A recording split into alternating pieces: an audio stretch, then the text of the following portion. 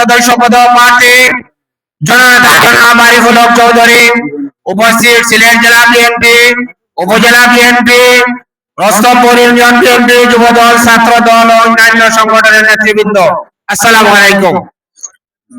চন্দন যেমন হয় না মনে মনে, আরিফ হবে না জনে জনে। এই কথাটির অর্থ হলো চন্দন সব জায়গায় জন্মে না, আর আরিফ সাহেবের মতো লোকের জন্ম সিলেট তথা বাংলাদেশের সব জায়গায় হবে না। আমরা যখন এই ধরনের একজন গুণীজন পেয়েছি, এই গুণীজনের কদর করতে হবে কি না? আমরা যদি এই গুণীজনের কদর করতে না পারি, তাহলে ভবিষ্যৎ প্রজন্ম আমাদেরকে ক্ষমা করবে না। আমরা যদি আরিফুল হক চৌধুরীর পক্ষে কাজ করি, ঘুরে ঘুরে গিয়ে ওনার জন্য ভোট প্রার্থনা করি, তাহলে ইনশাল্লাহ আমাদের বিজয় কেউ টিকিয়ে রাখতে পারবো না। আমরা কি ঘুরে ঘুরে গিয়ে আরিফুল হক চৌধুরীর পক্ষে ভোট প্রার্থনা করবো? হাত তুলে হাত তুলে। আমরা কি ওনার জন্য 12 তারিখে সবাইকে নিয়ে, পরিবারকে নিয়ে ভোট কেন্দ্রে চলে যাব? তাইলে সবাই সরে সরে বলুন।